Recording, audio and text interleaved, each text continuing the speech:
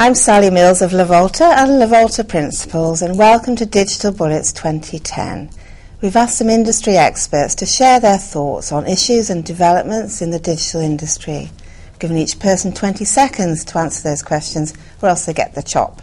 So we'll be broadcasting a sizzling digital bullet on a regular basis, one question answered with many different points of view. Hope you enjoy. Now that user-generated content has been part of the digital landscape for a few years, what's your view about it? Is anyone genuinely monetising it? Is it eroding or enhancing the value of traditional, professionally created content? How has it repositioned the market for traditional digital media publishers? Look, I think it can certainly enhance professional content. From a mobile perspective, I've seen some very effective ways that user-generated content has been used in terms of engaging with communities. Specifically at events, a brand might be sponsoring an event, and it's provided a very effective way in engaging and driving interaction with audiences. If anybody is successfully monetising user-generated content at the moment, they're being awfully quiet about it. That's not to say that human ingenuity will not find a way, with all those eyeballs looking at that content, to find a way to make money out of it. User-generated content is fantastic, and it's horrible.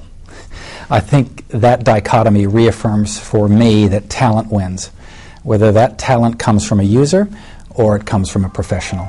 User-generated content is very, very important. It certainly does challenge traditional publishers, and they can't do much about it, except to maybe invite comments around their articles. And there are people who are making money out of it. You know, there are a number of blogs out there that have got a lot of readership. Huffington Post is sort of a classic one of these, or Curbed in the US. You know, there's all these things have generated a strong followership. Once you've got followership, you've got eyeballs, you've got page impressions, you've got advertising opportunity, you can make money. Generated is great for building communities and encouraging interaction with users.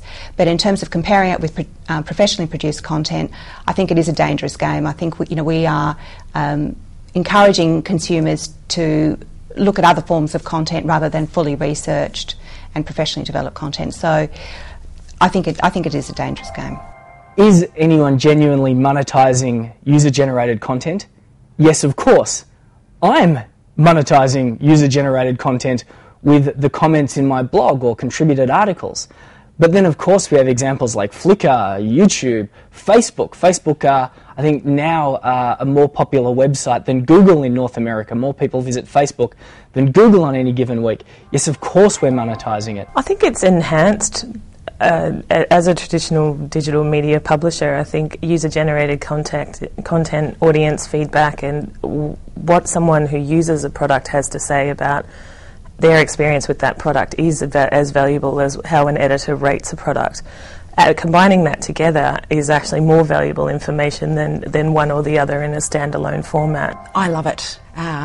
There are, through user-generated content, new stories, new narratives, new perspectives, multiple ways that we can see truths about events that are emerging, so it's fantastic, I think.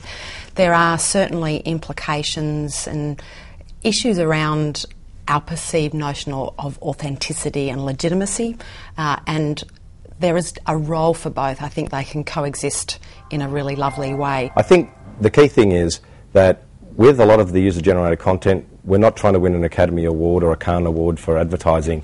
People like that raw, authentic stuff. So I think it's really just expanding the pool of content from a broader pool of people, as opposed to sort of needing high production values with everything we do. So, yeah, user-generated content really is a way to engage with people, and starting to think about how can I bring user-generated content into what I'm doing is a real key, I think, for the future. I think the problems that traditional media have with user-generated content eroding their business models is not the problem of user-generated content, it's just that they've clung on to those old business models for way too long, and the way we use the internet has changed. What do I think it's done for traditional media publishers? I think it's eroded yield, it's added a whole lot of supply to a market that's already oversupplied.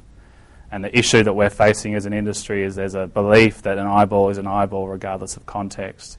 And I feel other media have done a very good job of establishing and creating value around context, and digital feels that an eyeball on Facebook is just as valuable as an eyeball on The Economist, and I don't think that's the case. I think UGC's really been a good thing for publishers because the vast majority of it is crap, and I think that it's shown that there really is a place for quality content, and that there's a price to be paid for that, whether that's a paid model or whether it's an advertising-based model.